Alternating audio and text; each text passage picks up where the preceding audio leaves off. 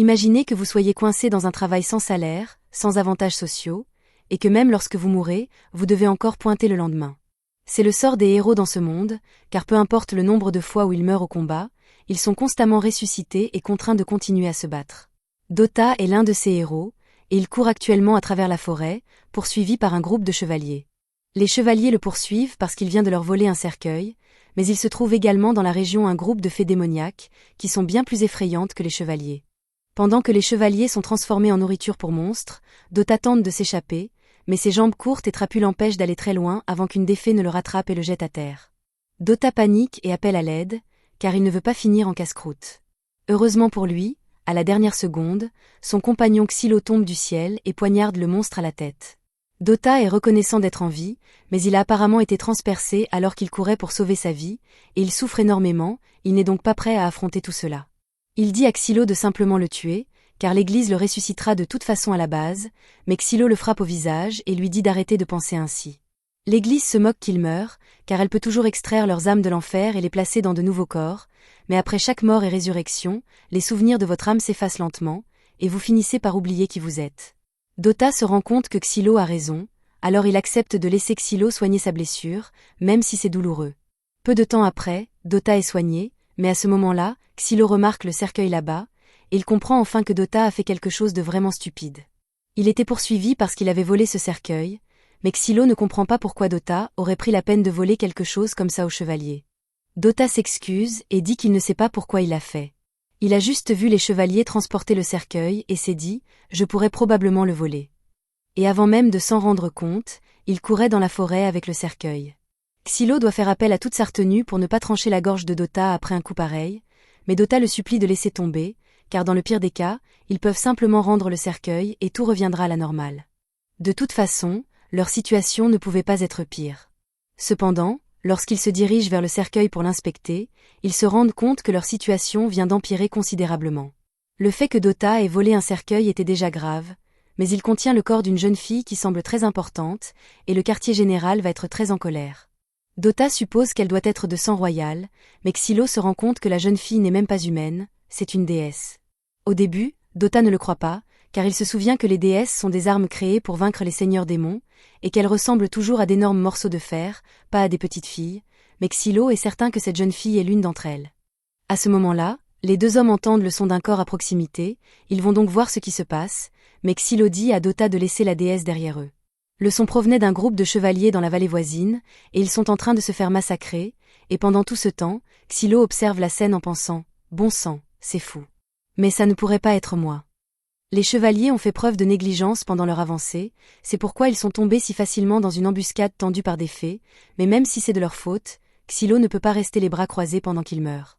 Personnellement, il se fiche des chevaliers, mais il en reste quelques-uns en vie là-bas, et sa mission officielle cette fois-ci était de s'assurer qu'au moins la moitié des chevaliers royaux de la région survivent, donc sauver ces types l'aiderait à atteindre son quota.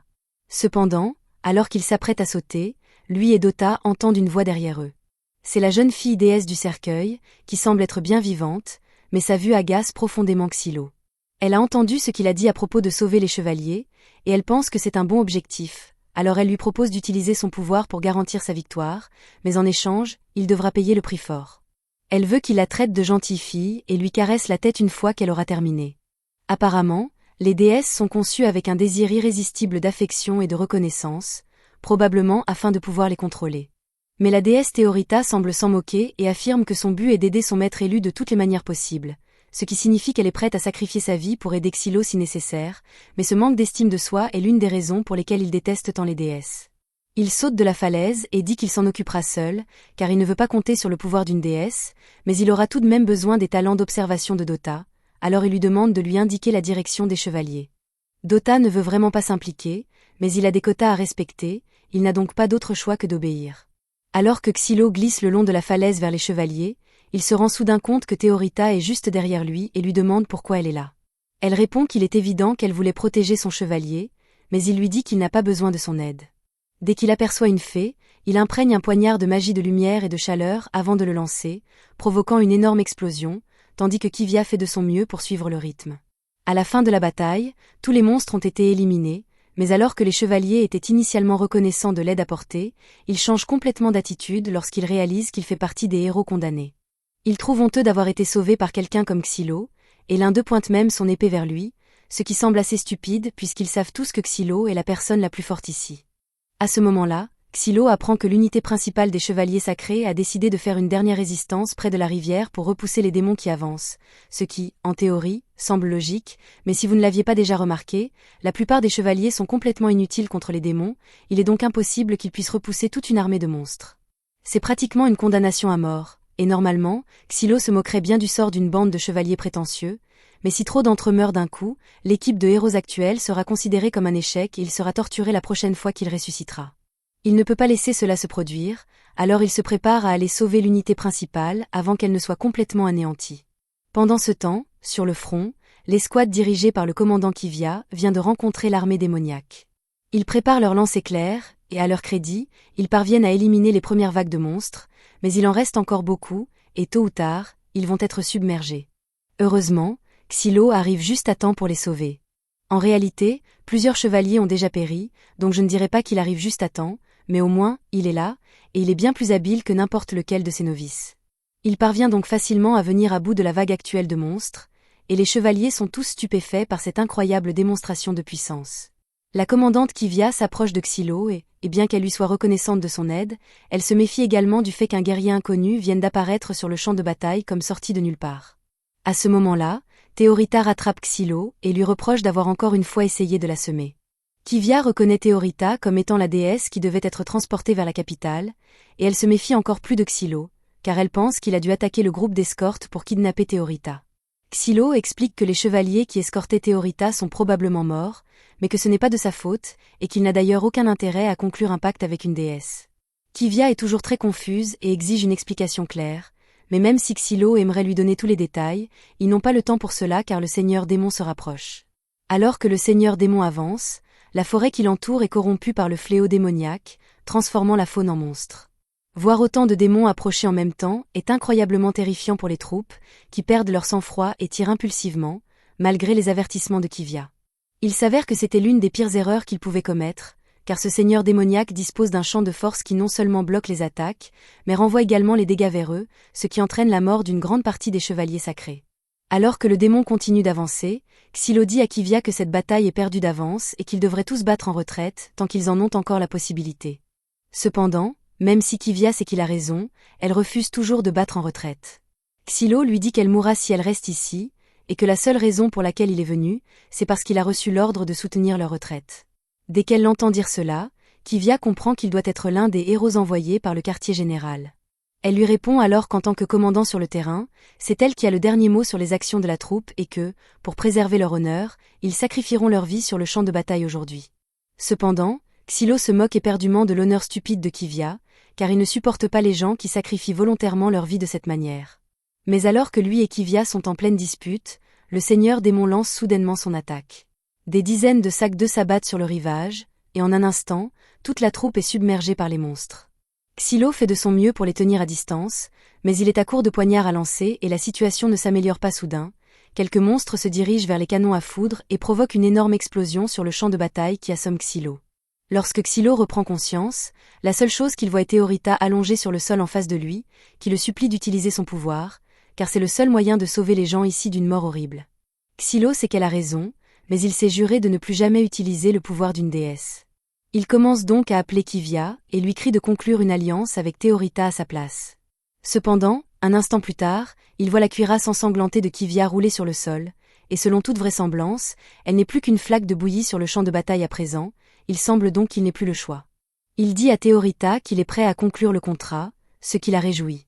Elle s'apprête à lui expliquer la procédure, mais il lui dit qu'il sait déjà comment faire. Il se fait une entaille au dos de la main et la présente à Théorita en offrande. Dès qu'elle embrasse son sang, il sent le lien entre lui et Théorita se former. Maintenant que le pacte est conclu, Xylo est capable de puiser dans le pouvoir de Théorita, alors elle lui demande ce qu'il aimerait faire en premier. Il répond qu'un bon point de départ serait d'éliminer les fées qui les entourent actuellement, ce que Théorita accepte avec joie. En tant que déesse des épées, Théorita est capable d'invoquer d'innombrables armes et de les faire pleuvoir sur ses ennemis. En un rien de temps, elle a complètement anéanti l'armée de monstres. Théorita est très fière d'elle et dit à Xylo qu'il peut commencer à la féliciter, mais il lui répond que sa récompense devra attendre, car une autre vague de monstres se dirige vers eux. Il ramasse l'une des épées créées par Théorita et la lance sur un monstre. Il semble que son pouvoir fonctionne toujours avec les épées créées par Théorita, alors il lui demande de lui donner plus de munitions. Petit à petit, il élimine les démons restants sous le regard émerveillé des chevaliers sacrés. À un moment donné, Xylo parvient à retrouver Kivia, qui est surprise de voir qu'elle est encore en vie, mais il aurait été préférable de le savoir avant de conclure le contrat. Il dit à Kivia qu'elle doit prendre ses hommes et traquer tous les démons qui ont survécu à ces explosions avant qu'ils ne causent davantage de dégâts. Kivia est offensée qu'un héros condamné ose lui donner des ordres, mais Xylo lui rappelle qu'il s'agit d'une question de vie ou de mort, et qu'elle doit donc mettre sa fierté de côté et faire ce qui est nécessaire pour survivre. Il est peut-être un héros condamné, mais il n'a pas l'intention de mourir ici, et il ne veut pas voir quelqu'un d'autre mourir ici non plus, c'est pourquoi il va éliminer le Seigneur Démon avant que cela n'arrive. Il soulève Théorita sur ses épaules et se prépare à charger le Seigneur Démon. Elle lui demande s'il veut qu'elle utilise ses pouvoirs maintenant, mais il répond qu'ils doivent d'abord se rapprocher un peu plus, et qu'elle devrait donc se concentrer pour l'instant sur lui lancer des épées. Une fois qu'ils sont enfin assez près, il demande à Théorita de créer une épée géante qu'il peut utiliser, et lorsqu'il la lance dans le corps du Seigneur Démon, cela provoque une énorme explosion qui perce un trou dans son corps. Malheureusement, cela n'a pas suffi à le tuer, et le Seigneur Démon fait pousser plusieurs tentacules et les attaque, forçant Xylo à défendre Théorita de son corps. Lorsque Xylo se réveille, il trouve Théorita debout près de son corps, et Dota est également présent, car il est enfin revenu de ce qu'il était en train de faire pendant que Xylo risquait sa vie. Au début, Xylo était furieux, mais il remarque ensuite que Dota a encore volé quelque chose. Dota tente de se défendre en disant que cet objet traînait près du camp de base et qu'il s'est dit qu'il pouvait aussi bien le prendre. Pour une fois, les doigts sales et voleurs de Dota ont porté leurs fruits. Il s'agit d'un seau de terre brûlée, en gros une bombe très puissante, et Xylo vient d'imaginer un plan pour l'utiliser afin d'éliminer définitivement le Seigneur Démon. Il règle le minuteur et saute en l'air avant de lancer la bombe directement dans la blessure du Seigneur Démon. Avant qu'elle n'explose, il attrape Théorita et Dota et s'éloigne le plus vite possible du rayon de l'explosion. La bombe finit par exploser et le corps du Seigneur Démon est complètement détruit. La bataille est enfin terminée, et Théorita dit qu'elle veut être félicitée pour son bon travail, mais alors qu'il s'apprête à lui tapoter la tête, il a soudainement des flashbacks d'une ancienne déesse avec laquelle il avait conclu un contrat, et il ne peut se résoudre à le faire. À ce moment-là, Kivia apparaît, et même si Xylo a sauvé tout le monde ici, elle pointe son épée vers lui et lui dit qu'il sera puni pour avoir agi de son propre chef et avoir conclu un pacte avec la déesse Théorita sans autorisation. Théorita tente de prendre la défense de Xylo et dit à Kivia qu'il est le chevalier le plus digne qu'elle puisse souhaiter, mais Kivia lui répond qu'elle dit cela uniquement parce qu'elle ignore le crime que Xylo a commis et qui lui a valu d'être condamné à devenir un héros. Théorita demande quel était ce crime, car elle est sûre qu'il ne pouvait pas être si grave, mais Kivia explique alors que Xylo était autrefois un chevalier sacré et qu'il a été accusé d'avoir tué la déesse avec laquelle il avait précédemment formé une alliance. Théorita est choquée d'apprendre cela. Du moins, c'est la version officielle qui a été annoncée, mais en réalité, les choses se sont passées très différemment. Le jour du jugement de Xylo, il est conduit devant le tribunal où l'inquisiteur lui annonce qu'il est accusé d'avoir tué sa déesse, Sinurva. Xylo tente d'expliquer qu'il avait reçu l'ordre de partir au combat avec elle, mais que les renforts promis ne sont jamais arrivés et que Sinurva a été contrainte d'utiliser toute son énergie. Lorsqu'une déesse épuise toute son énergie, elle devient vulnérable et susceptible d'être corrompue par les démons. Il a donc choisi de mettre fin aux souffrances de Sinurva avant qu'elle ne soit corrompue. C'était une raison tout à fait valable, mais l'inquisiteur l'a accusé de blasphème contre les déesses et a ordonné aux gardes de l'empêcher de dire un mot de plus. Xylo a désespérément tenté d'expliquer que si une déesse était corrompue, cela pourrait donner naissance à un démon possédant les pouvoirs d'une déesse, ce qui mènerait à la disparition de l'humanité, mais en levant les yeux, il a réalisé que l'inquisiteur se moquait complètement de la vérité et que tout cela avait été un coup monté depuis le début. Il ne savait pas qui en était l'instigateur ni où il se trouvait, mais il jura sur le champ que, peu importe le nombre de vies que cela lui prendrait, il le ferait payer. Quelques jours après la fin de la première mission, Xylo dort dans sa tente au camp de base, lorsque Théorita le réveille soudainement.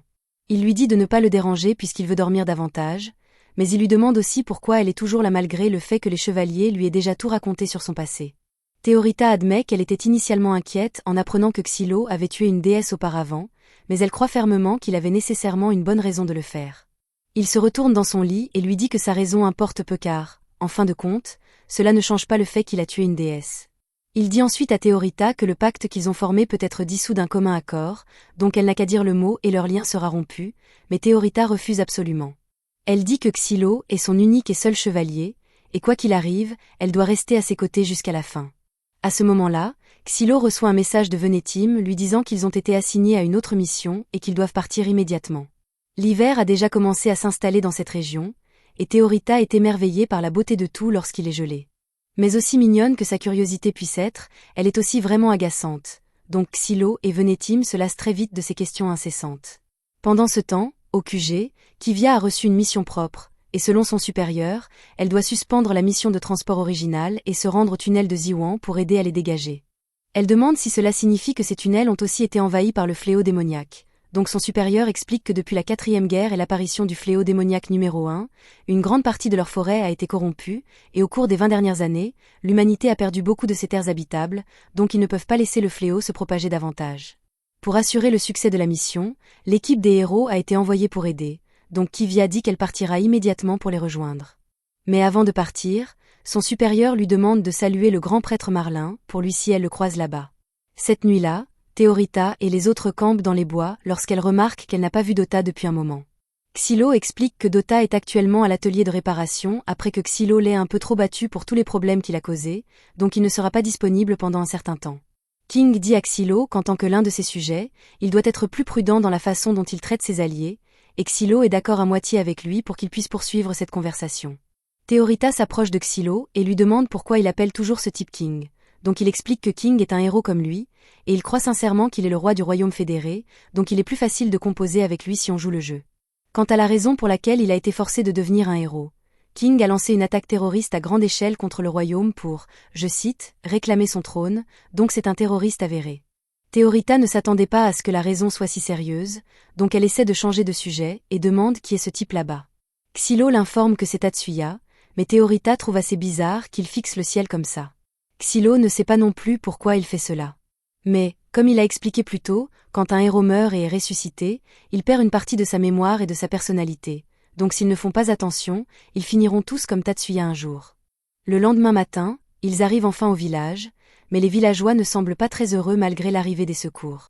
Honnêtement, le fait qu'il y ait encore des villageois dans la région semble étrange à Venetim puisque, normalement, ils auraient tous été évacués maintenant, mais il semble y avoir beaucoup d'obstinés pour une raison quelconque. Xylo s'approche de l'une des boutiques pour recueillir des informations, et la dame est initialement méfiante après avoir réalisé que Xylo est un héros, mais il assure qu'elle n'a rien à craindre. Il lui dit que lui et ses amis sont juste là pour maîtriser les tunnels, mais la dame ne pense pas que cela servira à grand-chose puisque le village a déjà perdu beaucoup de gens à cause du fléau. Elle s'éloigne ensuite sans donner à Xylo une chance de demander son chemin vers le tunnel, mais juste au moment où il allait abandonner, une petite fille attire son attention et lui indique la direction du tunnel. Xylo la remercie et commence à s'éloigner, mais avant qu'il ne puisse aller loin, elle lui demande s'il va sauver son père. Xylo reste silencieux et continue de s'éloigner car, bien qu'il ait de la peine pour elle, si son père était dans ces tunnels, alors il est probablement mort depuis longtemps et il ne veut pas lui donner de faux espoirs. Plus tard, Xylo rejoint les autres, et ils passent en revue toutes les informations qu'ils ont recueillies jusqu'à présent. Les tunnels de Ziwan produisent du fer de bonne qualité, qui est utilisé comme catalyseur dans les sceaux sacrés pour être utilisé contre les fées, c'est pourquoi l'armée a investi beaucoup d'argent dans le développement de cette zone, mais elle a fini par être infestée de fées, donc elle n'est pas très utile pour le moment. Théorita demande à Xylo ce qu'est un sceau sacré puisqu'elle ne sait pas grand-chose à leur sujet, donc il explique que les sceaux sacrés sont ce qui lui permettent de se battre comme il le fait. Cela dit, il ne sait pas grand-chose non plus, donc il demande à King d'expliquer puisque c'est son domaine d'expertise. King est un génie en matière de sceaux sacrés, et il est capable d'effectuer des réglages qui prendraient habituellement des dizaines de personnes tout seul. Mais les sceaux sacrés seuls ne suffisent pas à vaincre leurs ennemis. Alors qu'ils s'approchent du tunnel, Venetim informe tout le monde qu'il y a environ un mois, les villageois ont signalé qu'un groupe de mineurs de la cave a été transformé en fées à l'intérieur et a commencé à attaquer les gens. Les détails exacts de l'incident sont un peu flous, mais ils ont pu découvrir que le fléau numéro 51 est appelé Lotus. Leur mission aujourd'hui est de creuser un chemin direct pour que les chevaliers saints puissent attaquer, donc tous sont forcés d'entrer et de s'occuper des démons. Cependant, quand Venetim dit « tous », ce qu'il veut vraiment dire, c'est tous sauf lui parce que, en tant que commandant de cette équipe, il doit rester en retrait dans cette ville pour coordonner la mission. Xylo sait que c'est juste une excuse qu'il a inventée pour éviter de faire un vrai travail, mais Venetim a déjà commencé à s'enfuir, et ce n'est pas comme s'il aurait été d'une grande aide là-dedans de toute façon, le groupe poursuit sans lui. Pendant les quelques heures suivantes, Xylo et Tatsuya passent leur temps à creuser à travers les tunnels pour créer une ouverture pour les chevaliers tandis que King s'assoit à son établi, gravant des sceaux sacrés sur l'équipement de creusage pour les renforcer. Théorita veut aussi contribuer, donc elle lui demande si elle peut aider avec le creusage, mais Xylo rejette son offre puisqu'il ne veut pas qu'une déesse gaspille son endurance sur une tâche comme celle-ci. Juste à ce moment, Kivia apparaît, et elle mentionne que les supérieurs lui ont dit que c'était Dota qui avait volé le cercueil de Théorita, pas Xylo, donc c'est sa façon de s'excuser d'avoir accusé Xylo sans vraiment s'excuser. Elle lui demande pourquoi il ne s'est pas expliqué à elle à l'époque, mais il dit que cela aurait été inutile parce que Kivia ne l'aurait pas cru de toute façon.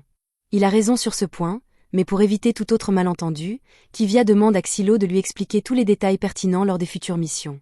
Xylo accepte sa demande, mais il ne voit pas à quoi cela servirait quand on leur donne une mission comme celle-ci. Kivia demande ce qu'il veut dire par là, donc Xylo fait remarquer que c'est une mine infestée de fées, et la plupart du temps l'Église l'ignorerait, surtout avec l'hiver qui approche. Il n'y a rien de valeur ici, donc Xylo ne comprend pas quel est l'objectif ici, et il commence à penser qu'il pourrait planifier de faire quelque chose à Théorita. Kivia dit à Xylo d'arrêter de faire des théories du complot infondées et de retourner au travail, mais Xylo peut dire que même elle ne sait pas quel est l'objectif de la mission. Après quelques heures de creusage supplémentaires, Xylo perce enfin l'une des cavernes, mais il est immédiatement confronté à des mille pattes démoniaques, donc Tatsuya entre en action et commence à les découper en morceaux. Xylo essaie aussi d'aider, mais ces explosions sont un peu trop risquées dans des espaces confinés comme cette grotte, donc il va devoir laisser celle-ci à Tatsuya. Heureusement, Tatsuya est une bête absolue avec sa hache, et il ne faut pas longtemps avant qu'il n'ait complètement éradiqué tous les démons, même s'il va probablement avoir besoin d'un peu de temps pour se reposer après tout ce travail. Maintenant que les démons sont partis, King utilise un peu de magie de lumière pour exposer les zones touchées par le fléau démoniaque. Et par chance, il y a une grande section du sol qui n'est pas affectée, donc il décide d'établir la base des opérations ici. Théorita demande à Xylo si elle peut au moins aider avec cela, et comme ce n'est pas dangereux, il décide de la laisser faire ce qu'elle veut. Il explique que les piquets sont utilisés pour empêcher le fléau démoniaque de s'étendre aux zones qu'ils ont délimitées, donc si elle veut aider, elle devrait aller en mettre un là-bas, et Théorita est ravie qu'elle puisse enfin faire quelque chose. Un peu plus tard, la section touchée par le fléau démoniaque a été complètement scellée, et Théorita demande à Xylo de la récompenser pour ses efforts. Elle a bien fait son travail, donc il dit qu'il la félicitera un peu une fois de retour, mais Théorita veut encore accomplir plus, donc elle lui demande s'ils peuvent aller plus profondément dans la mine et vaincre le seigneur démon qui répand tout ce fléau. Xylo lui dit qu'il n'y a aucune chance qu'il fasse cela puisque, premièrement, il ne veut pas s'occuper de cette corvée, et deuxièmement, cela irait à l'encontre des ordres qu'ils ont reçus. Il lui dit qu'elle devrait rejoindre les chevaliers royaux si elle veut combattre des seigneurs démons tout le temps, mais Théorita n'apprécie pas son attitude dédaigneuse. Elle a déjà juré de rester à ses côtés jusqu'à la fin, mais elle a besoin qu'il la laisse faire des choses importantes aussi, sinon elle ne sera jamais satisfaite. Juste à ce moment, King reçoit un signal de détresse des chevaliers via les communications, et il dit qu'ils sont actuellement attaqués près de l'entrée de la grotte, donc ils ont besoin de renforts. Kivia et le reste des chevaliers chargent au combat contre les humains touchés par le fléau, mais avec autant d'entre eux, ce n'est qu'une question de temps avant d'être submergés. Au moment où Xylo et les autres arrivent, quelques chevaliers ont déjà été tués, donc il veut les sauver dès que possible, mais avant cela, Théorita a une question. Elle lui demande si ces fées étaient autrefois humaines, et Xylo le confirme, mais malheureusement, il n'y a aucun moyen de les guérir une fois qu'elles atteignent ce stade, donc le mieux qu'ils puissent faire est de mettre fin à leur souffrance. Quelques minutes plus tard, la bataille est terminée, et quelques-uns des chevaliers le prennent assez mal parce qu'ils ne s'attendaient pas à devoir tuer des fées humaines. Juste à ce moment, Xylo remarque un gars caché derrière des caisses dans le coin, et, apparemment, c'est un survivant qui n'a pas réussi à sortir de la grotte pendant l'infestation initiale. Cela signifie qu'il y a d'autres survivants encore piégés à l'intérieur, et King pense qu'il est impératif de les sauver dès que possible, mais Kivia dit que ce serait impossible parce qu'ils ne sont pas équipés pour lancer une mission de sauvetage maintenant. Prendre une telle mesure risquée entraînerait la mort de nombreux chevaliers saints. Cependant, ce n'est pas qu'elle veut laisser ses civils derrière, donc elle demande à Xylo ce qu'il pense de la situation. S'ils devaient entreprendre une mission de sauvetage, quelle serait leur chance de succès? Xylo lui dit clairement que la plupart des chevaliers mourraient parce que combattre des fées tout en défendant des civils dans ces couloirs étroits serait une condamnation à mort. Juste à ce moment, le prêtre Marlin apparaît, et il dit à Kivia qu'il n'est pas nécessaire de demander conseil à un homme comme Xylo parce qu'ils ont déjà leurs ordres. Ils doivent faire sauter l'entrée et la sceller pour s'assurer qu'aucune fée ne puisse s'échapper, mais en entendant cela, King entre dans une rage parce qu'il ne peut pas croire que Marlin sacrifierait intentionnellement des civils innocents, mais Marlin s'en moque totalement. En fait, il aime voir King dans cet état parce qu'il le connaissait avant qu'il ne soit condamné à être un héros. Xylo n'aime pas non plus l'idée de laisser des civils mourir, mais il ne veut pas prendre le risque d'aller les sauver. Cependant, quand il voit Théorita, il se souvient de cette fille d'avant et de son air triste, donc il change d'avis et dit qu'il sauvera personnellement les gens. Ils ont déjà fini d'établir la base des chevaliers, donc leur mission officielle est terminée, et rien ne les empêche de sauver des gens pendant leur temps libre. Mais alors que Théorita célèbre le fait qu'elle va enfin pouvoir faire quelque chose d'héroïque, Xylo lui dit qu'elle doit rester ici. Après tout, il ne peut pas risquer de la laisser mourir pour quelque chose comme cela. Les villageois sont actuellement piégés dans une section de la mine, essayant désespérément de repousser les fées, mais alors qu'ils étaient sur le point d'être dévorés, Xylo arrive et les fait exploser. Tatsuya saute alors dans la mêlée et commence à détruire les monstres sans pitié, et il est très efficace dans ce qu'il fait. L'un des vers tente de le piéger dans une toile, mais ses instincts sont trop aiguisés pour cela, alors il se retourne et tranche la toile en morceaux avant d'attaquer le reste des monstres, et quelques minutes plus tard, lui et Xylo ont à peu près terminé, mais cela ne signifie pas que c'est fini. Les ouvriers sont peut-être en sécurité pour l'instant, mais sortir de cette grotte va être un tout autre défi. Alors Xylo demande à King de graver des sceaux sacrés sur leurs outils pour leur donner une chance de se battre. Les sceaux sacrés fonctionnent en utilisant la luminescence comme source d'énergie, donc ils peuvent généralement être rechargés par la lumière du soleil, mais ici-bas il n'y a pas de lumière du soleil à proprement parler, donc ceux-ci n'auront que quelques utilisations avant de manquer d'énergie. Les sceaux sacrés de Xylo fonctionnent de la même manière, mais son corps est capable de stocker plusieurs fois la quantité normale de luminescence d'un homme ordinaire, c'est pourquoi il a pu maintenir sa puissance destructrice ici-bas. Même ainsi, son pouvoir peut encore s'épuiser, donc ils ont tous besoin de sortir de la grotte le plus vite possible. Sinon, ils seront des cibles faciles. Ils se préparent à commencer le chemin vers la sortie, mais soudainement, le sol commence à trembler sous leurs pieds, et des dizaines de fées les entourent tout à la fois. C'est le pire moment imaginable, mais ils n'ont pas le choix dans cette situation, alors Xylo dit à tout le monde qu'ils doivent former une ligne de défense et tenir leur position aussi longtemps que possible.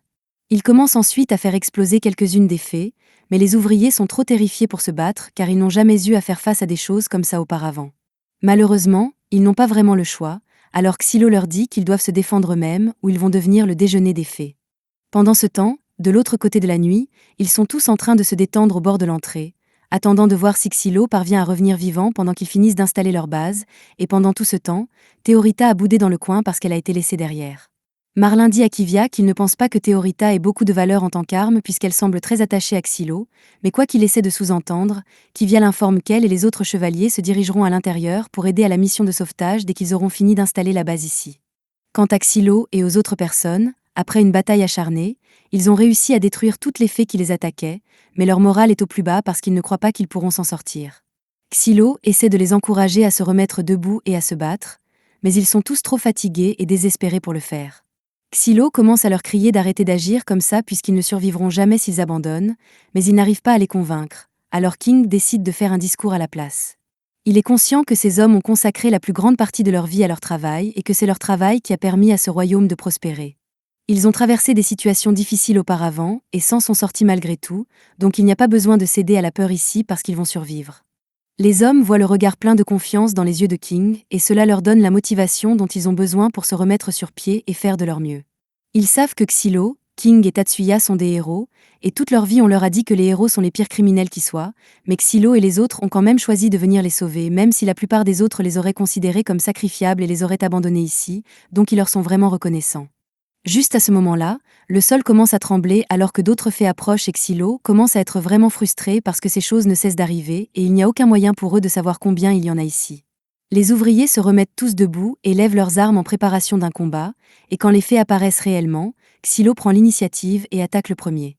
Les ouvriers sont encore très nerveux à propos de tout ça, mais ils ont déjà décidé de se battre au moins jusqu'au bout, donc l'un d'eux commence à balancer sa pelle sauvagement jusqu'à ce qu'il finisse par frapper le monstre vert, et grâce aux enchantements que King y a apposés, la pelle fait en fait des dégâts significatifs.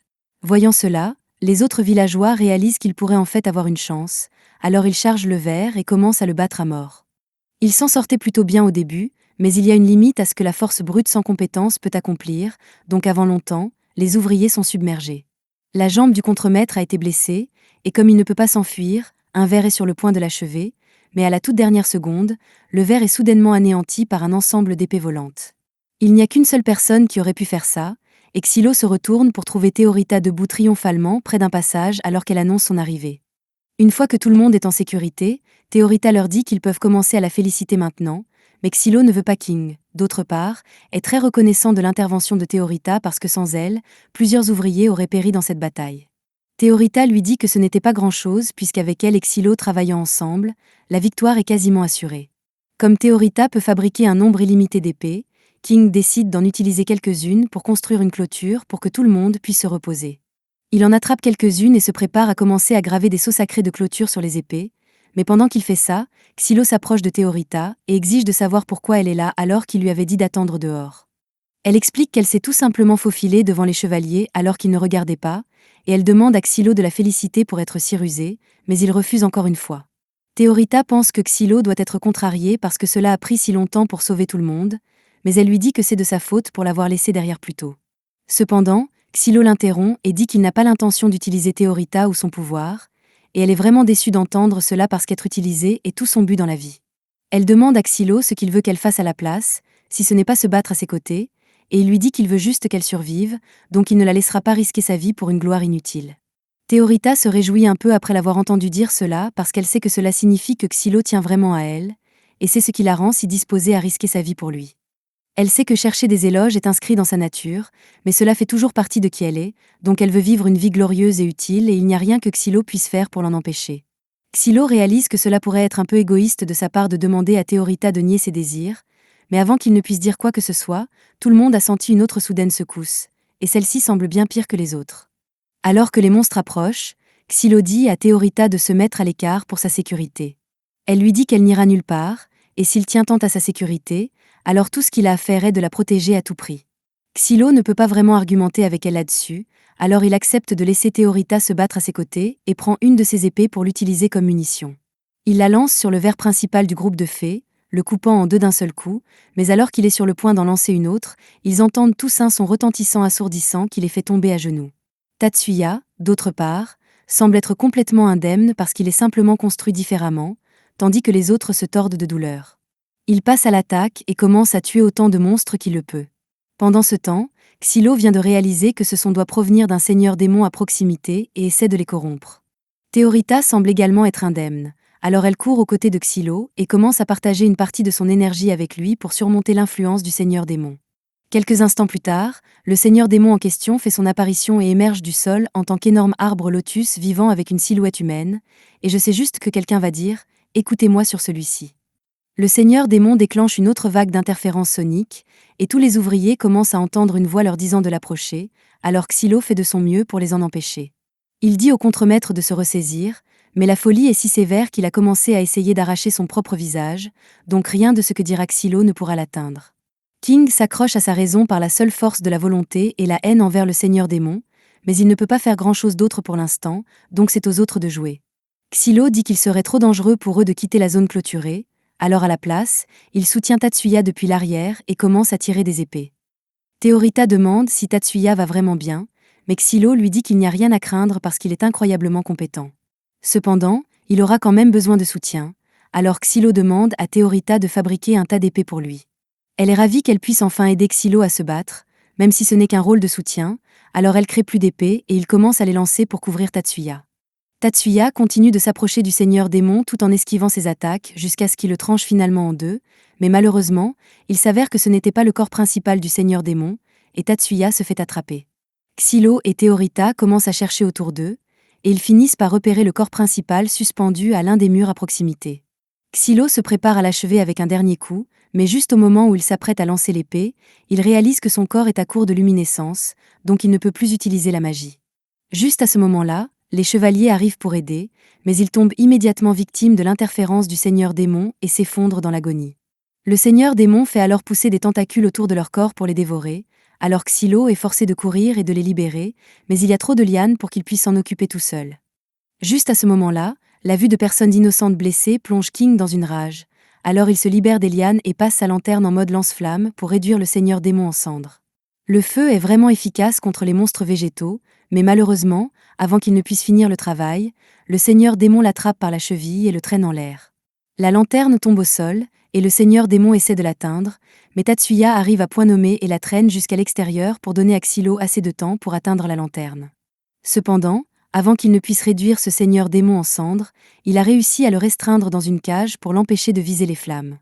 Cela aurait été un échec et mat, mais le seigneur démon n'a pas tenu compte du fait que King est un véritable démon et qu'il n'arrêtera à rien pour punir ceux qui blessent des innocents, alors il se coupe sa propre jambe juste pour pouvoir tomber et poignarder le seigneur démon dans l'œil. Il finit par être projeté contre un mur, mais il a déjà fait plus qu'assez car son attaque a forcé le seigneur démon à relâcher le corps de Xylo, et maintenant rien ne l'empêche d'achever le seigneur démon. Kivia et les autres chevaliers sont choqués par le fait que les héros ont pratiquement vaincu le seigneur démon par eux-mêmes, et Marlin est complètement sans voix. Quant à King, il est toujours en vie, mais il est dans un très mauvais état, donc il va avoir besoin de réparation.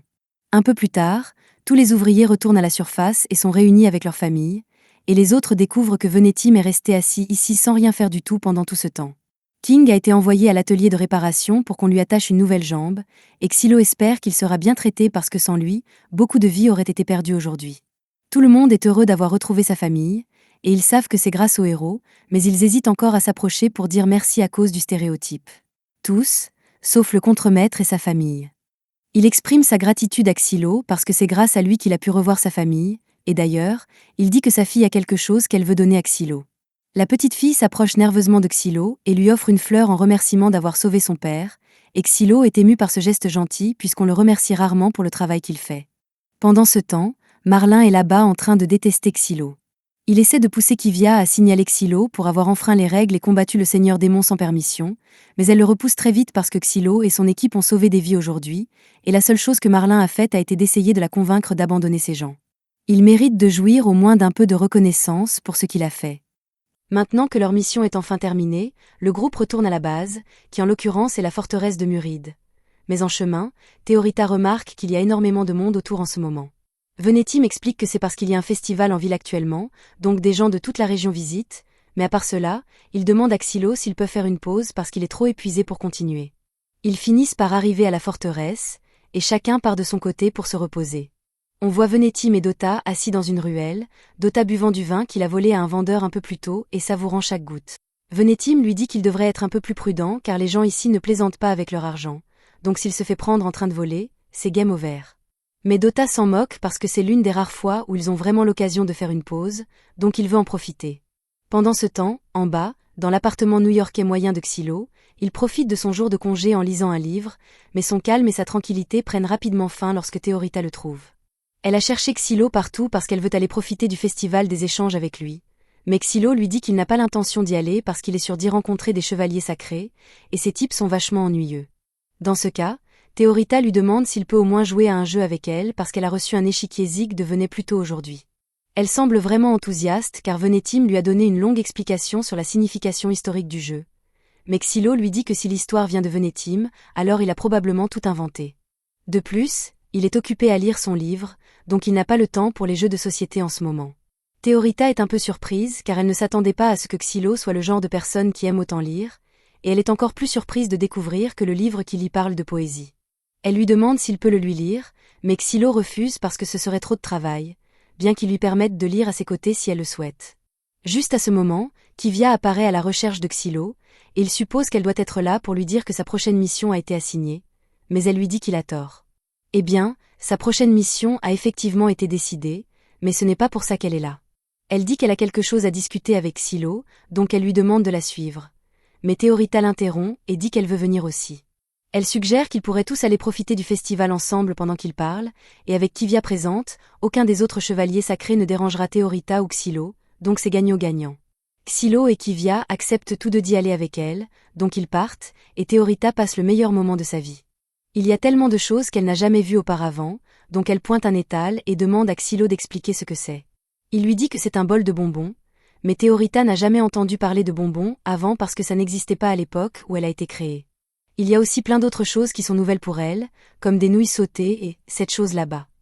Xylo connaissait déjà les nouilles, mais il n'a jamais vu l'autre produit auparavant, donc il n'a aucune idée de ce que c'est, mais Kivia, quant à elle, semble en savoir beaucoup à ce sujet. Elle explique que c'est une friandise glacée populaire de la première capitale appelée glace, et elle est garnie de miel, de noix et de caramel. Théorita aime vraiment l'idée, donc elle demande à Xylo si elle peut en avoir. Et comme il ne veut pas la décevoir, il accepte d'en acheter. Il se tourne alors vers Kivia et lui demande si elle en veut une aussi puisqu'elle semblait vraiment enthousiaste en parlant de la glace, mais elle dit qu'elle ne veut pas gaspiller son argent pour ça maintenant. Dans ce cas, Xylo remet quelques pièces à Théorita et lui demande d'acheter 2 glaces, donc elle part rejoindre la file d'attente. Pendant que Théorita fait la queue, Xylo et Kivia se tiennent à l'écart. Et pendant qu'ils attendent, Kivia dit à Xylo que son opinion sur lui s'est beaucoup améliorée récemment. Au début, elle pensait qu'il n'était qu'un autre criminel méprisable, mais il a sauvé ses hommes sur cette plage, et il a risqué sa vie pour les villageois qui allaient être abandonnés, et ils lui en sont tous vraiment reconnaissants. Xylo est content d'apprendre que ses efforts sont reconnus, même si ce n'est qu'un peu. Et Kivia poursuit en lui disant que ses actions ont aussi probablement sauvé la vie de Théorita. Entendre cela prend Xylo au dépourvu, donc il demande ce qu'elle veut dire. Et Kivia explique que Théorita a été découverte à l'origine dans les ruines du Nord, et le 13e ordre de chevaliers a été envoyé pour la récupérer comme d'habitude, mais l'armée et le temple n'étaient pas d'accord sur la meilleure façon de l'utiliser. Le temple voulait former une alliance avec Théorita et avoir un combat avec les chevaliers sacrés. Mais parce que Xylo avait précédemment tué une déesse, l'armée a eu l'idée qu'il serait peut-être possible de rétro-concevoir encore plus de déesses. Pour cette raison, ils ont exigé que Théorita leur soit remise pour analyse, ce qui est juste une belle façon de dire qu'ils allaient la disséquer. Mais Xylo a fini par former un contrat avec Théorita à la place, et le fait qu'il ait réussi à vaincre 2 seigneurs démons en si peu de temps a prouvé que Théorita était plus utile vivante que comme sujet de test. Xylo ne comprend pas comment ils ont pu un jour juger Théorita inutile alors qu'elle est une déesse avec des capacités puissantes. Mais selon le message dans les ruines où elle a été trouvée, tout ce que Théorita peut vraiment faire est d'invoquer des épées. On dit que les déesses sont descendues sur le monde à une époque connue sous le nom de Grande Ère civilisée, et leur nature varie énormément de l'une à l'autre. Certaines peuvent produire un poison puissant, certaines peuvent invoquer des éclairs ou des tempêtes violentes, et certaines peuvent même voir des visions du futur. Elles se réveillent chaque fois que le fléau démoniaque émerge, et après avoir accompli leur but, elles retournent généralement dormir dans leur cercueil. Xylo connaît déjà les différentes capacités qu'une déesse peut posséder, et apparemment Tatsuya a été invoqué d'un autre monde par une déesse à un moment donné, mais à part cela, comparé aux capacités des 12 déesses découvertes jusqu'à présent, l'armée considère le pouvoir d'invocation d'épée de Théorita comme inférieur, donc ils étaient prêts à la sacrifier. Et les chevaliers n'ont pas eu d'autre choix que de suivre l'ordre, c'est pourquoi ils voulaient se sacrifier pour expier leurs péchés. Xylo lui demande de lui donner les détails de la prochaine mission dès que possible, car tant qu'il fera du bon travail, il prouvera l'utilité de Théorita, donc elle ne sera pas disséquée. Kivia apprécie la conviction de Xylo, donc elle lui dit que la prochaine mission exigera que lui et les autres défendent cette forteresse. Un peu plus tard, Xylo et Venetim rencontrent le commandant de la mission, et c'est à peu près la même chose que ce qu'a dit Kivia, mais il y a un problème. Le commandant leur dit de défendre la forteresse au péril de leur vie. Le but de la mission est de défendre la forteresse tout en attirant le seigneur démon dans la zone, après quoi une attaque de poison à grande échelle sera déclenchée par la 9e déesse pour le vaincre. Xylo se moque de l'idée car il a déjà été établi que le poison seul ne suffit pas à vaincre un seigneur démon. Tout ce qu'il fait, c'est le mettre dans un état d'animation suspendu pendant un certain temps. Le commandant admet que Xylo a raison, mais il dit que des révisions ont été apportées à la stratégie pour s'assurer que ça marche cette fois. Il prévoit de transformer la forteresse en une chambre de mise à mort continue pour le seigneur démon, donc les héros doivent agir comme sa défense jusqu'à ce qu'il meure dans le processus. Venetim prend la parole et demande pourquoi ils ne peuvent pas simplement s'échapper après avoir réussi à attirer le seigneur démon dans le piège au lieu de mourir. Mais le commandant dit simplement que c'est comme ça que ça doit être, et si l'un d'entre eux tente de quitter la forteresse, alors tout l'escadron sera exécuté en utilisant les sceaux sacrés sur leur cou. Xylo ne comprend pas pourquoi ils iraient si loin pour s'assurer que tous les héros meurent, mais ensuite il se souvient de ce prêtre d'avant, et il doit avoir tiré quelques ficelles pour que ça arrive à cause de sa rancune. Soudain, Venetim annonce joyeusement que lui et son équipe acceptent volontiers la mission et défendront la forteresse au péril de leur vie, mais il a quelques suggestions pour améliorer un peu le plan. Tout d'abord, il pense que c'est un peu contre-productif d'éliminer toute l'équipe si même une seule personne essaie de partir, puisqu'il y aura forcément quelqu'un qui voudra juste en finir avec la partie mourante le plus vite possible, et il ruinerait tout le plan. C'est pourquoi il suggère que la règle soit qu'ils ne seront exécutés que si tout le monde essaie de partir, au lieu d'une seule personne. Il mentionne aussi que puisque Théorita est extrêmement dévouée à Xylo, elle voudra forcément rester à ses côtés, donc il demande au commandant si ça lui va. Le commandant dit qu'il n'a pas l'autorité de donner des ordres à une déesse, mais Kivia a cette autorité. Donc Venetim demande à Xylo d'aller lui parler pour officialiser cela. Mais avant que Xylo ne parte, il demande à Venetim s'il veut autre chose parce qu'il va essayer de négocier avec le commandant.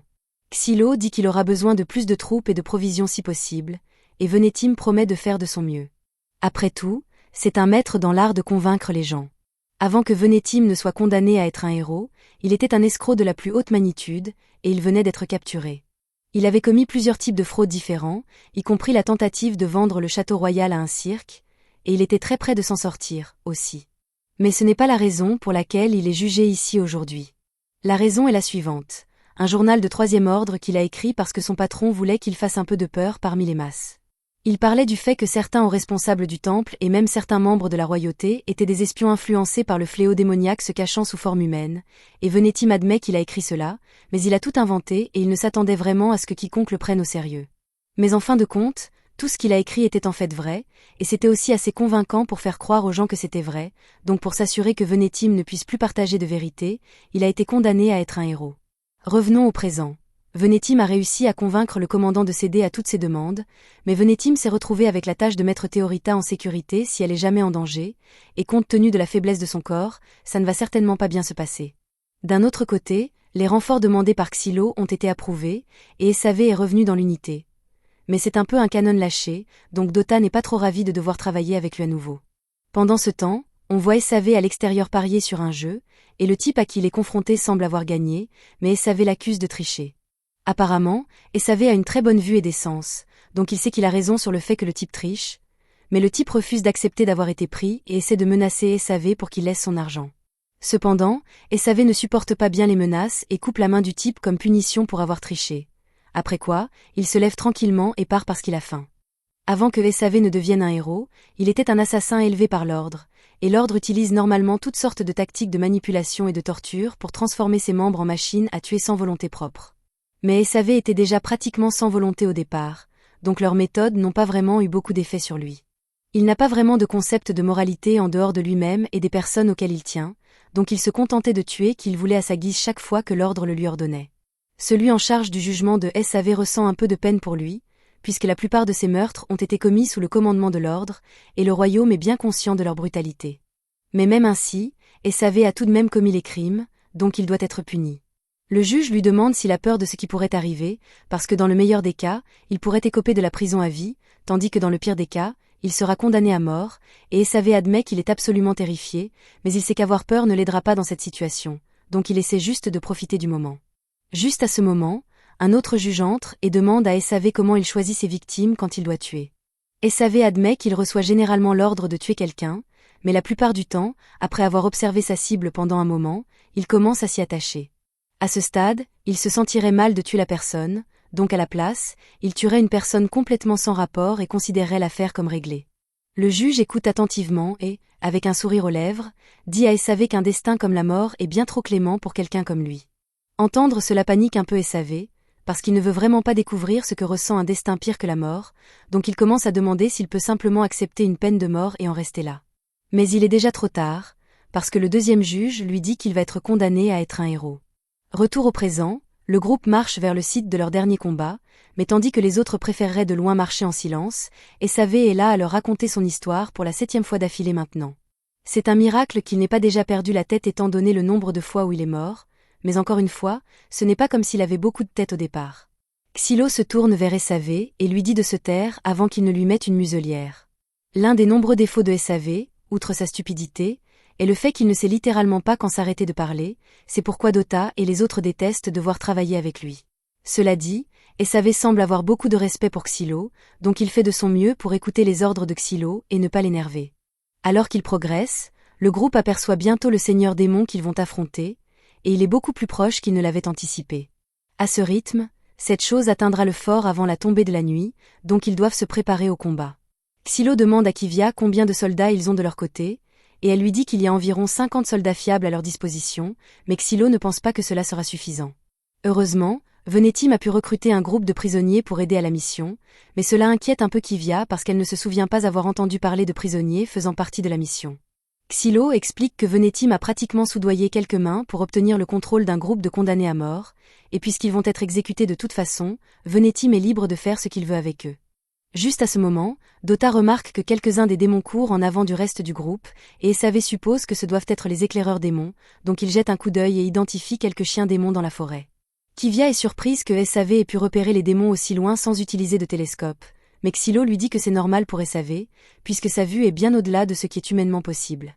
Xylo demande à SAV s'il peut les abattre d'ici, et SAV accepte d'essayer, mais il dit qu'il ne peut pas garantir qu'il touchera sa cible.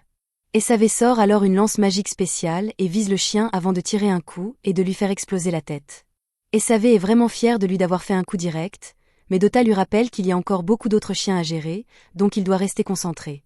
Kivia demande à Xylo s'il est vraiment correct de laisser cela à ces deux-là, et Xylo dit qu'il ne devrait y avoir aucun problème, puisque les compétences de tireur d'élite de SAV sont si bonnes qu'il n'a littéralement jamais vu le gars manquer un tir.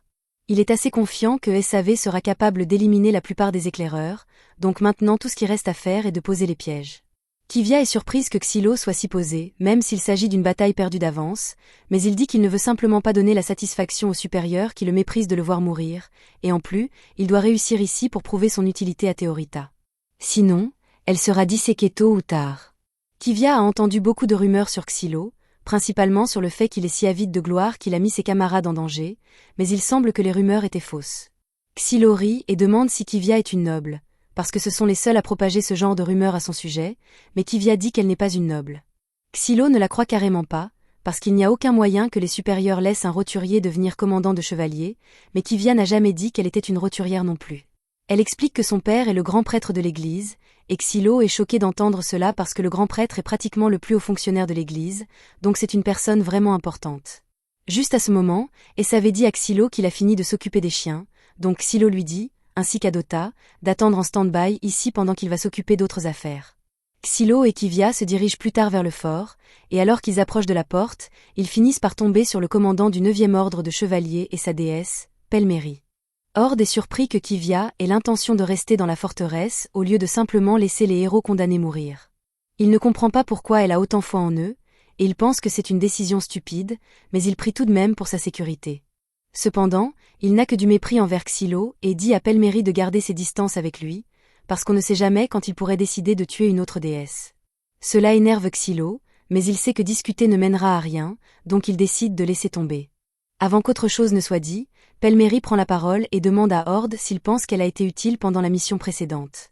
Ord lui dit qu'elle était absolument parfaite et lui tapote la tête en récompense, mais maintenant qu'il n'a plus rien à faire ici, il dit aux membres de son équipe de se préparer à partir, et ils passent tous devant Xylo et Kivia. Xylo et Kivia marchent ensuite dans la forteresse, où d'innombrables barils de vin ont été préparés. Esavé demande à quoi sert tout ce vin. Donc Xylo explique qu'ils vont tout faire exploser quand les démons arriveront, et après cela, Pelmérie empoisonnera le seigneur démon à plusieurs reprises jusqu'à ce qu'il meure. Esavé réalise que cela signifie pratiquement qu'ils vont être forcés de mourir, et le fait qu'ils soient utilisés comme un pion l'énerve, donc il décide de se défouler avec une légitime défense parfaitement légale. Il provoque un des chevaliers à proximité pour qu'il cherche la bagarre avec lui, et dès que le chevalier met ses mains sur Esavé, il sort son couteau et s'apprête à lui trancher la gorge, mais heureusement, Xylo a réussi à arrêter Esavé à temps, et un des amis du type vient le tirer loin, donc rien de grave ne finit par arriver, mais cela aurait pu devenir assez désordonné. Xylo demande à Esavé à quoi il pensait, et Esavé explique qu'il voulait juste évacuer un peu sa frustration, un peu comme donner un coup de pied dans un caillou quand on est frustré, mais Xylo lui rappelle que les humains et les cailloux ne sont pas pareils. Juste à ce moment, Théorita apparaît, et elle est vraiment énervée que Xylo soit sorti pour faire une reconnaissance sans l'emmener. Elle est aussi contrariée parce qu'elle a croisé la déesse de la 9e unité aujourd'hui, et elle a découvert que Pelmérie reçoit cet tapotement sur la tête par jour, pendant que Xylo ne lui en a pas donné un seul depuis le jour où elle a été éveillée. Elle commence à essayer de négocier pour au moins 3 tapotements par jour de la part de Xylo, mais il reste complètement indifférent et la repousse, ce qui fait que Théorita pique une crise. Juste à ce moment, un garde arrive pour informer Kivia qu'un groupe d'hommes vient d'arriver à la porte arrière, et ils semblent tous chercher Xylo. Xylo ne comprend pas ce qui se passe, puisqu'il n'imagine personne qui viendrait le chercher ici, mais quand il va à la rencontre des hommes, il se rend compte que ce sont les mineurs qu'il a sauvés des grottes. Ils lui disent qu'ils veulent tous aider de toutes les manières possibles, mais Xylo ne veut pas accepter leur aide parce qu'il ne veut pas les mettre en danger. Il leur dit de simplement retourner auprès de leur famille avant qu'il ne soit trop tard, mais les hommes expliquent qu'ils ne sont pas là uniquement par gratitude. Après que la mine a été infectée, leur village a subi une énorme perte, et si cette mission échoue, alors la même chose se reproduira, donc ils veulent faire tout ce qu'ils peuvent pour aider. Xylo est sur le point de les refuser à nouveau, mais King apparaît soudainement et accueille chaleureusement l'aide des mineurs. Xylo essaie de le dissuader de prendre une décision aussi hâtive parce que ces gens ne sont pas aptes au combat, mais King n'avait aucune intention de les sacrifier sur le champ de bataille. À la place, il a un moyen bien plus efficace pour qu'ils aident. Il explique que bien que les sceaux sacrés soient complexes, tant qu'il fait un plan à suivre pour eux, les mineurs devraient être capables de graver autant de sceaux que nécessaire pour renforcer les défenses de la forteresse. King motive extrêmement les hommes, donc Xylo décide de les laisser faire comme ils veulent pour l'instant. Quelques heures plus tard, toutes les préparations pour la bataille ont été complétées, donc tout le monde se rassemble pour revoir les détails du plan une dernière fois. Tatsuya est chargé de sceller les passages souterrains, et Esavé aura pour tâche de garder l'entrée arrière du fort avec les recrues de la prison, tandis que King est chargé de soutenir les tireurs d'élite avec les mineurs. Quant à ce que Xylo fera, le plan officiel original de faire exploser cet endroit et d'empoisonner le seigneur démon est une condamnation à mort pour tous, donc Xylo prévoit de prendre l'initiative et d'utiliser les pièges qu'il a posés plus tôt pour tuer le seigneur démon avant qu'il n'atteigne le fort. Un peu plus tard, Xylo rencontre les condamnés à mort recrutés et essaie de leur expliquer le plan, mais ils sont offensés à l'idée de devoir prendre des ordres d'un héros, donc l'un d'eux attrape Xylo par sa chemise. Malheureusement, c'était une mauvaise décision, parce qu'à la seconde où le gars touche Xylo, et s'avait sur un gars complètement différent dans le dos qui ne faisait que s'occuper de ses affaires. Tous les prisonniers sont stupéfaits et demandent pourquoi SAV n'a pas simplement tiré sur le gars qui causait des problèmes, donc il explique que le grand costaud a l'air d'être assez fort pour faire beaucoup de travail, donc cela aurait été un gâchis de le tuer. Xylo marche vers SAV et le plaque contre le mur, parce que même s'il ne niera pas que c'est un moyen efficace de les faire écouter, il prévient SAV de ne plus refaire ça et s'en va, et c'est alors que les prisonniers réalisent qu'écouter Xylo pourrait être leur meilleure chance de survie ici. Xylo est ensuite appelé à une réunion avec Venetim, parce que Venetim vient de recevoir une lettre adressée à lui. Cependant, Xylo dit immédiatement à Venetim de brûler la lettre dès qu'il reconnaît le sceau dessus, mais Venetim lui dit de l'écouter s'il te plaît. La lettre vient de Frenzy Masterbolt de la famille Masterbolt, et pour une raison quelconque, ils offrent de prêter une armée pour aider à défendre le fort. Venetim aimerait accepter l'offre puisque cela augmenterait considérablement leurs chances de victoire, mais Xylo ne veut rien avoir à faire avec Frenzy, donc il refuse. Il n'y a rien que Venetim puisse faire pour convaincre Xylo, donc il décide de changer de sujet et demande à Xylo s'il croit aux théories du complot. Xylo demande s'il parle de cet article de journal étrange qu'il a publié il y a quelques années sur le fait qu'il y ait des adorateurs de démons parmi les supérieurs, parce que cela semble évidemment faux, et Venetim peut comprendre pourquoi il n'y croirait pas, mais il demande ce que Xylo ferait s'il s'avérait vrai qu'il y ait des adorateurs de démons travaillant dans l'ombre pour s'assurer que l'humanité perde la guerre. Après tout, cela expliquerait toutes les décisions illogiques et stupides que les supérieurs ont prises récemment, et maintenant que Xylo y pense vraiment, cela semble vraiment suspect. À la tombée de la nuit, l'armée démon approche du château, donc ils préparent leur défense, et King et les mineurs commencent à tirer sur la cavalerie démon. Après que la première vague a été prise en charge, ils activent les murs enchantés avec des sceaux sacrés pour tenir le reste à distance, et une fois la voie libre, l'unité de Kivia avance pour affronter les démons de front. Tout se passait comme prévu au début, mais ensuite Xylo repère quelque chose qu'il ne s'attendait jamais à voir ici. Il y a un groupe d'humains montant des chevaux démons, et ils procèdent à tirer des flèches enflammées dans la forteresse. Étant donné que la forteresse est remplie de vin inflammable, tout le monde commence à s'activer pour éteindre les incendies, et cette panique permet à quelques chevaux démons de percer la porte d'entrée. À ce rythme, ce n'est qu'une question de temps avant qu'ils ne soient tous anéantis. Théorita demande si ces personnes ont été infectées par la brûlure. Mais d'après ce que Xylo peut voir, ce n'est pas le cas. Ces gens sont toujours parfaitement normaux. Cependant, ils ont choisi de se ranger du côté des démons plutôt que de l'humanité. Mais pour que cela soit possible, cela doit signifier qu'il existe des démons capables de communiquer avec les humains et de les convaincre de changer de camp, une pensée terrifiante. Théorita est quelque peu ébranlée par cette révélation, car de par sa nature de déesse, elle ne peut pas blesser de simples humains au combat, même s'ils travaillent avec des démons. Xylo, quant à lui, était déjà au courant de cette limitation et sait exactement comment la gérer. Avant de passer à l'action, il contacte Kivia par radio et lui demande si elle a une idée de qui sont ces humains. Mais elle est aussi perplexe que tous les autres ici. La seule chose qu'elle sait, c'est que ces hommes doivent faire partie de l'armée privée d'un noble, car ils semblent extrêmement habiles avec le tir à l'arc à cheval. Sur ce, les humains commencent bientôt à battre en retraite, et l'unité de Kivia a déjà fort à faire, ils ne peuvent donc pas les poursuivre. Xylo utilise sa lunette pour suivre leur direction et réalise qu'ils se dirigent tout droit vers le passage souterrain. Heureusement, Xylo avait envoyé Tatsuya là-bas avec quelques chevaliers pour garder le point d'entrée, et Venetim est également présent, mais honnêtement, il ne sera pas d'une grande aide. De retour à la surface, Sav dit à King qu'il devrait probablement battre en retraite bientôt, car la porte principale ne tiendra plus longtemps, mais il refuse. S'il se retirait, il n'y aurait plus personne pour motiver ses hommes. Il ordonne à tout le monde de préparer les canons magiques pour une attaque, alors ils se mettent tous à charger frénétiquement l'artillerie, et alors que King donne l'ordre de tirer, les démons sont bombardés. Les canons infligent pas mal de dégâts, mais la précision des hommes de King laisse à désirer, alors il leur dit de recharger et de se préparer à tirer à nouveau. Malheureusement, l'armée démoniaque progresse plus vite qu'ils ne l'avaient prévu, et si rien n'est fait, ils seront submergés avant d'avoir une chance de recharger. King ne peut pas laisser cela arriver, alors il appelle Xylo à rejoindre le combat pour retenir les démons. Xylo comprend la situation et dit à Théorita que c'est à leur tour de se battre maintenant, mais avant cela, elle a quelque chose à lui dire. Depuis leur rencontre, Xylo n'arrête pas de lui dire de ne pas risquer sa vie pour les autres, alors que lui-même n'hésite pas à le faire. Xylo tente d'argumenter que ce n'est pas un problème s'il meurt, puisque l'Église peut simplement le ramener à la vie, mais Théorita est convaincue que même s'il ne pouvait pas être ressuscité, il risquerait sa vie tout autant. Parce que, tout comme elle, il trouve un sens à vivre pour les autres, et quand il dit qu'il déteste la nature de déesse qui cherche à plaire à tout prix, c'est parce qu'au fond, cela lui rappelle lui-même. Xylo veut répliquer, mais il ne trouve rien à dire, car il sait que Théorita a raison. Mais juste à ce moment-là, il aperçoit le seigneur démon à l'horizon, alors il écourte la conversation et dit à Théorita qu'il est temps pour eux de se mettre au travail. Pendant ce temps, dans le passage souterrain, les humains alliés aux démons se rapprochent de l'équipe de défense, et les soldats commencent à paniquer, ils sont trop nombreux pour être vaincus avec si peu d'effectifs. Cependant, Tatsuya s'avance calmement vers le front et pousse un cri de guerre perçant avant de décapiter l'un des humains si rapidement que les autres n'ont même pas pu voir ce qui s'était passé. Il procède ensuite à massacrer les humains, et quand les chevaliers, qui étaient terrifiés jusqu'alors, réalisent que Tatsuya les porte, ils trouvent tous le courage de tirer sur les attaquants restants jusqu'à ce que le passage soit entièrement dégagé. S'ils sont tous heureux d'être en vie, ils sont aussi terrifiés par ce dont Tatsuya est capable. De leur côté, Xylo et Théorita ont enfin repéré le seigneur démon, il est donc temps pour eux de passer à l'offensive. Xylo veut économiser l'énergie de Théorita, alors il choisit de contourner plutôt que d'engager un combat frontal. Théorita comprend le plan et crée une épée pour Xylo, qu'il lance aussitôt sur le monstre le plus proche, provoquant une énorme explosion. Théorita est devenue très douée pour anticiper ce dont Xylo va avoir besoin, alors quand 3 monstres grenouilles tentent de s'approcher d'eux par surprise, elle fait immédiatement apparaître suffisamment d'épées pour que Xylo les élimine sans qu'il ait besoin de dire un seul mot. Cependant, il y a trop de monstres dans cette zone, et Xylo ne veut pas continuer à gaspiller de l'énergie à les faire exploser, alors il attrape Théorita et se prépare à sauter. Mais juste avant qu'il ne quitte le sol, son pied est soudainement attrapé par un ver démonisé, le retenant prisonnier à cet endroit.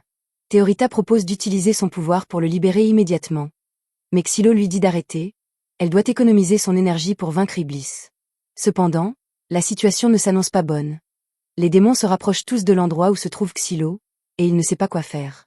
Au moment où tout semblait désespéré, tous les démons entendent les bruits d'une petite armée qui approche à cheval, et cela les distrait suffisamment longtemps pour que Xylo se libère de l'emprise du ver et saute avec Théorita sur ses épaules.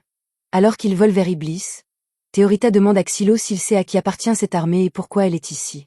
Xylo sait exactement qui sont ces gens, mais il est loin d'être heureux de les voir. Dès qu'il atterrit, il appelle Venetim pour exiger une explication, car il lui avait explicitement dit de ne pas accepter l'aide de ces gens.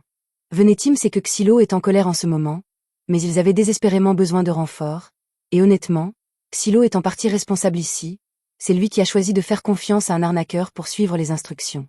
Xylo ne peut rien y faire maintenant, alors il se concentre simplement sur le soin de ses blessures pour pouvoir retourner au combat dès que possible. À moitié occupé, il reçoit un appel de Dota, et il a l'air absolument terrifié.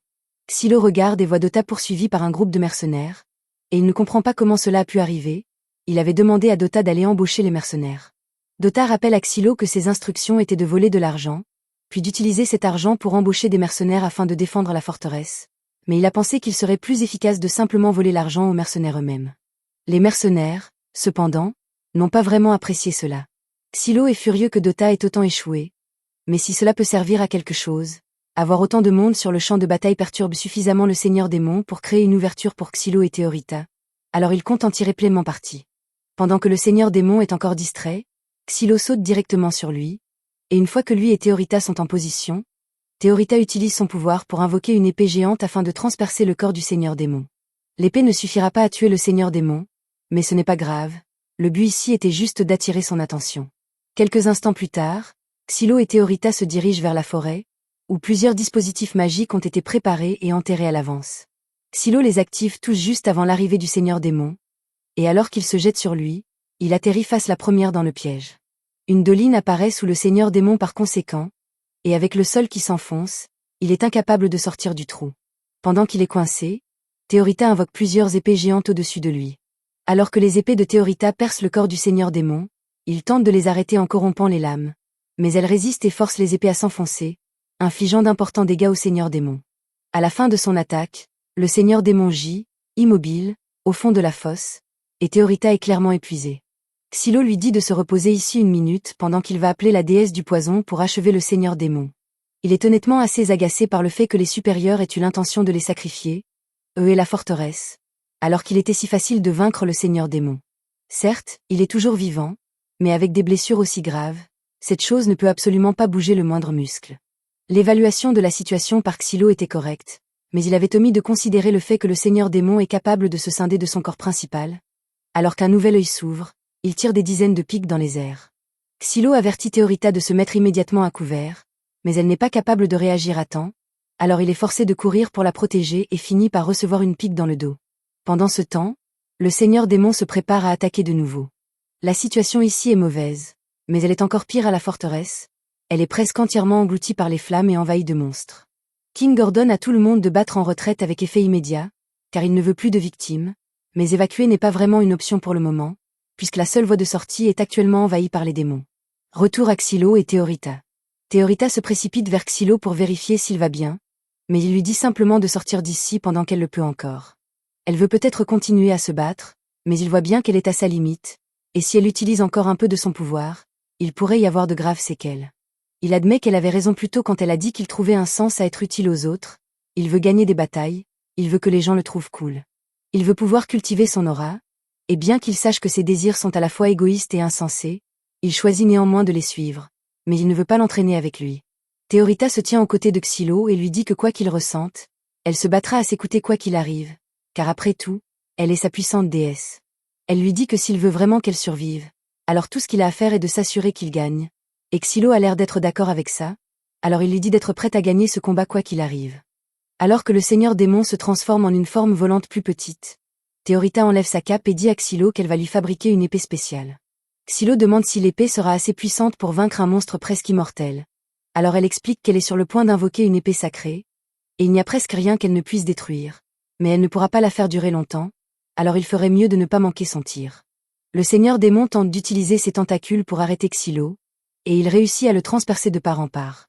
Mais grâce à des tirs de couverture de Dota et de Save, Xylo parvient à attraper l'épée sacrée, et alors que le seigneur démon fonce sur lui, il le laisse lui mordre le bras comme appât avant de le planter droit dans l'œil avec l'épée sacrée. Il se souvient que Théorita lui a dit qu'il n'y avait rien que cette épée ne puisse détruire.